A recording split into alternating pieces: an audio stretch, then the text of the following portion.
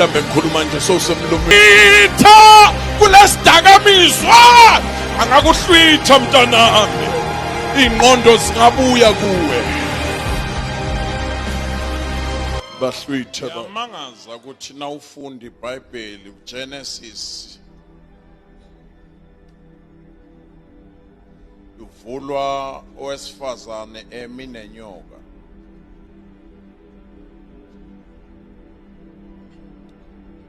Bese kuyamangaza ukuthi manje kuvalwa iBhayibheli owesifazane ume nenyoka. Seyiphelele le ndaba.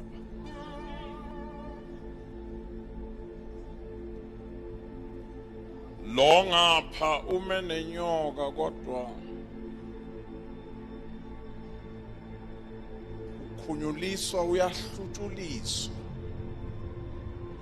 hlutshuliswa ingubo esasithi nasiyimbethe amabhubesi athi nangu uNkulunkulu. Usho lesa ihlutshuliswa ngapha. Ayikho ifactory engaphindi isithungele nayo ingubo eyabaleka la. Ngoba besithi nasiqhamuka zonke izilwane sithi waqhamuka umdali wethu. Ngoba uNkulunkulu wayekade ezikhulisa. Into yenza sanibonana. Into yenza uSathana sizonde kangaka. Ingoba wathi nakona yena ezulwini kwaqhutshekwa nje kuthiwa uyingcwele.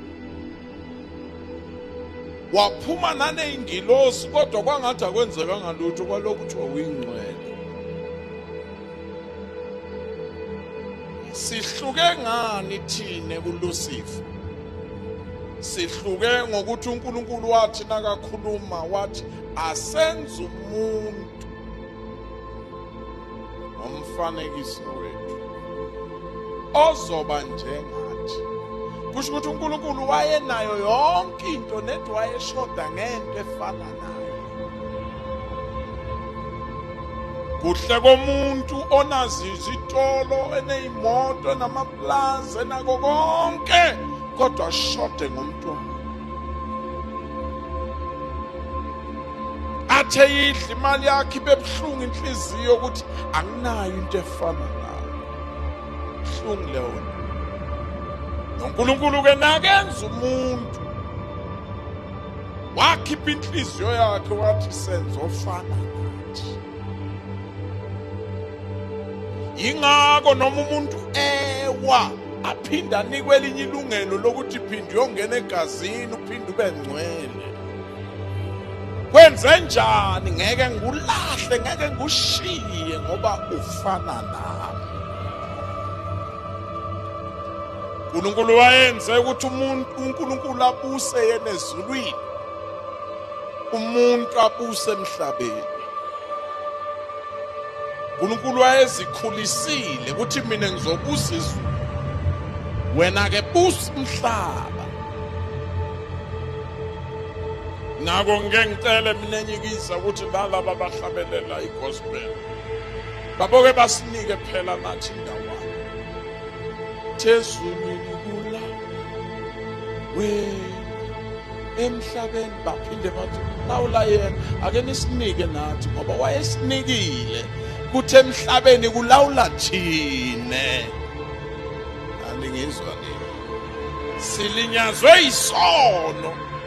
Eqinisweni la kulawula thine. uNkulunkulu wayeze ezohlola umuntu ukuthi kuhamba njani. Athi umuntu ngiyibambile. Ngamagama umuntu wayekade connected noNkulunkulu. Inkaba yomuntu yayingasikwanga kuNkulunkulu. Njoba ubona ingane ithi ifika nje kusikwa inkaba. Ingoba vele isono sifike nesikero. Aqalwanga kwasikwa ingane, kuqale kwasika umzali inkaba yakhe noNkulunkulu.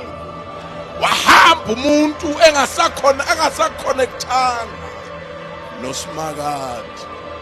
Akekho bonke okuzalwa umuntu kufanele kuthola isikero, ngoba vele wavuma isikero phakathi kwakhe noNkulunkulu.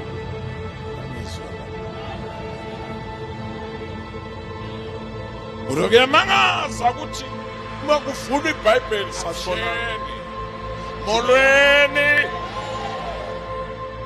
Nakuvula iBhayibheli sibona owesifazane eqedela uMenani waqala waxoxisana nenyoka. Xoxisana kwakhe nenyoka naphakathi emlonyeni wengonyama, naphakathi emlonyeni wenyoka. Angakuhlwitha kulesidakamizwa, angakuhlwitha mntanami, ingqondo zingabuya kuwe. Bahlwitha.